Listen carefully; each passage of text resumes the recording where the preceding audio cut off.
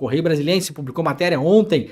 Não é uma matéria exclusiva do Correio Brasiliense, mas foi um dos primeiros a publicar e aqui a gente faz o que tem que ser feito, né? Dá crédito a quem merece crédito. Bolsonaro tem conta no exterior com 600 mil reais, diz defesa do ex-presidente. Os advogados informaram que Bolsonaro transferiu o dinheiro para uma conta nos Estados Unidos por achar que a economia brasileira iria de mal a pior. Essa é a desculpa do Bolsonaro para ter transferido 600 mil reais para os Estados Unidos. Uma péssima notícia para o Bolsonaro é que, na verdade, nós estamos com a melhor cotação do dólar dos últimos 11 meses, tá, Bolsonaro? Então, para além de tudo, a sua desculpa, além de ser uma desculpinha mequetrefe, como sempre, o senhor tá se dando mal nesse negócio de que a economia ia pro buraco, tá? Os advogados do ex-presidente Jair Bolsonaro confirmaram a existência de uma conta no exterior em nome do ex-presidente com cerca de 600 mil reais. A declaração foi dada nesta segunda-feira, portanto ontem, em entrevista coletiva convocada pela defesa para esclarecer supostas movimentações irregulares em dinheiro vivo pela família Bolsonaro, divulgadas neste final de semana pelo portal UOL. Então, o que é que está acontecendo aqui? Mauro Cid, ajudante de ordens, braço direito do Bolsonaro, foi preso. Junto com ele foram apreendidos os seus celulares. A polícia teve acesso aos celulares, o que hoje chama-se mais convenientemente de quebraram o sigilo telemático e telefônico. Por quê?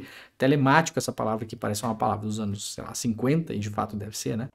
Ou 60, sei lá. É porque não se quebra mais apenas o sigilo telefônico propriamente dito, né? Mas as mensagens de WhatsApp, mensagem de e-mail, informações que estão na nuvem, geolocalizações a partir de vídeos, de fotos. Então é uma quebra de sigilos mais ampla. O que é que começou-se a descobrir em relação a isso? Primeiro, que a família do tenente-coronel Mauro Cid é uma família que tem bens, né? Bens, inclusive uma mansão a 15 minutos do centro de Los Angeles, uma mansão que dá para avaliar aí, uma mansão que vale aí uns bons 3, 4, 5 milhões de dólares. Eu gostaria muito de descobrir como uma família de militares de carreira consegue comprar um imóvel desses. Me fica na cabeça um pouco assim o nome daquela fruta que dá no pé de laranja, vocês sabem? Aquela fruta, ela fica um pouco na minha cabeça, assim. Sabe quando você olha pra alguém, a pessoa tem um negócio que você pensa assim, esse negócio não é da pessoa, porque ela não tem dinheiro pra isso, né? Talvez tá só no nome dele, né? Talvez seja de fato de outra pessoa. Então ficou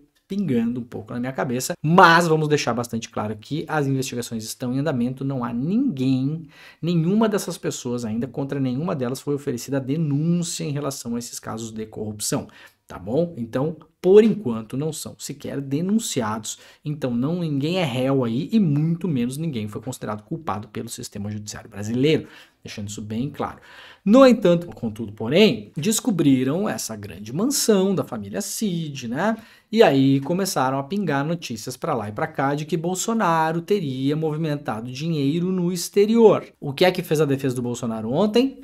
Antecipou-se ao dia de hoje. Por quê? Porque provavelmente no dia de hoje o Bolsonaro vai prestar depoimento na Polícia Federal sobre o caso da adulteração dos cartões de vacina. E claro que esse assunto surgiria. Provavelmente ainda nessa semana Mauro Cid também dará depoimento. E claro que esse assunto surgirá. Muito possivelmente nos próximos dias, Michele Bolsonaro também dará depoimento porque foram localizados depósitos sequenciais fracionados na conta bancária da ex-primeira-dama, depósitos em dinheiro feitos na boca do caixa minuto após minuto, o que é bastante esquisito. Você não precisa ser um especialista em lavagem de dinheiro, em crimes financeiros, em dinheiro de origem ilícita, como eu sou, por exemplo, sou de fato, né? Há muitos e muitos anos.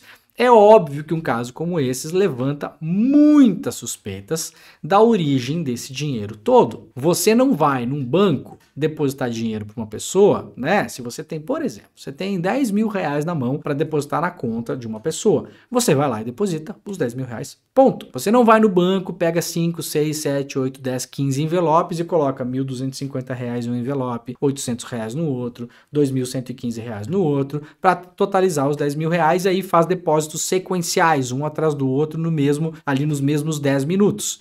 Isso tem cheiro de corrupção. É evidente, os casos de corrupção mais clássicos, mais banais são feitos assim. Aliás, a família Bolsonaro já tinha feito coisas parecidas com isso no famoso caso da rachadinha, que até agora permanece em suspenso. Os dois principais suspeitos são Flávio Bolsonaro e Carlos Bolsonaro, mas também toda a família Bolsonaro. Lembrando que os funcionários fantasmas que trabalharam eventualmente nesses dois gabinetes também trabalhavam no gabinete do Jair Bolsonaro quando era deputado federal em Brasília. Então, minha gente, as coisas estão começando a aparecer.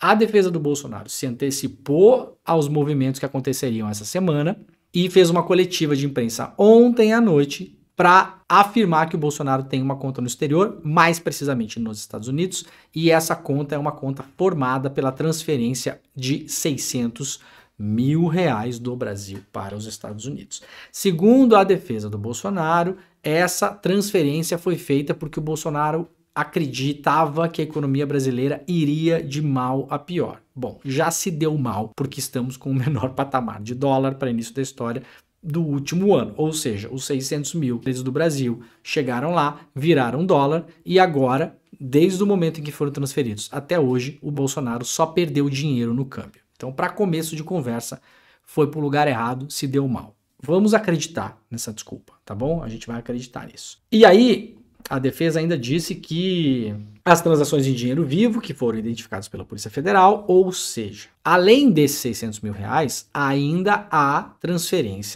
transações em dinheiro vivo que foram essas sim identificadas pela Polícia Federal, ou seja, a família Bolsonaro não conseguiu se antecipar a essa notícia, que são transferências de dinheiro feitas pelo Mauro Cid, braço direito do Bolsonaro, para a Michele Bolsonaro. Esses depósitos foram revelados pelo jornalista colunista lá do UOL, Aguirre Talento, e baseiam-se em investigações sobre suspeita de rachadinha que acontecia no Palácio do Planalto. Vamos lá de novo.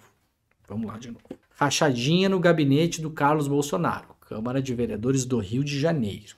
Rachadinha nos gabinetes do Flávio Bolsonaro, quando o Flávio era deputado. Suspeita de que esses funcionários todos também rodaram pelos gabinetes do Eduardo Bolsonaro e do Jair. Vou dar um exemplo.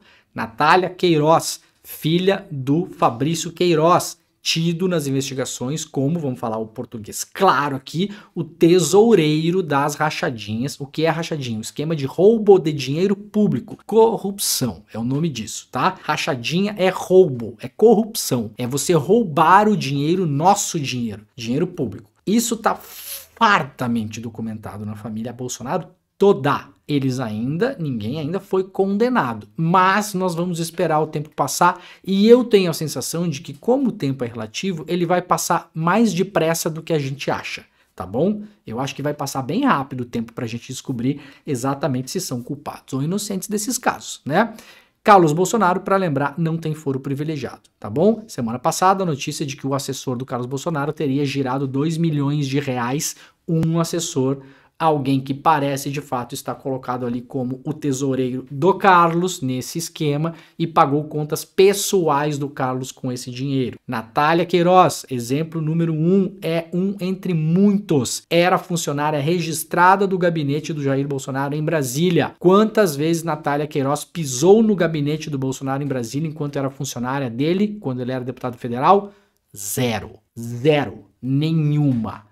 Isso segundo os registros oficiais da Câmara. Não é o que eu acho, não é o que eu penso, não é o que eu acredito, não é o que eu quero. É o que é. É o que está registrado. Então você tem o exemplo de uma pessoa que era funcionária, entre aspas, que jamais apareceu para trabalhar. O que fazia a Natália Queiroz, enquanto era funcionária, entre aspas, do senhor Bolsonaro, era personal trainer no Rio de Janeiro. Portanto, não poderia estar fazendo as duas coisas ao mesmo tempo, porque, obviamente, funcionária do Bolsonaro ela não era. Para onde ia o dinheiro do salário da Natália Queiroz e de várias outras pessoas passa de 100 o número de funcionários envolvidos na investigação da rachadinha. Qual é a grande suspeita? Para onde ia o dinheiro dessas pessoas que não trabalhavam, integralidade ou parte do dinheiro para o bolso da família Bolsonaro? O nome disso é corrupção, roubo. roubo. Essas pessoas, caso condenadas, poderão ser chamadas oficialmente de ladrões, tá? Ainda não são condenados, então estamos dando o benefício da dúvida, são todos inocentes até prova ao contrário. Caso forem condenados nesses casos, nós poderemos chamar essas pessoas, todas que forem condenadas por roubar dinheiro público através de funcionários fantasmas, através de rachadinha, poderemos chamá-los de ladrões. É disso que se trata.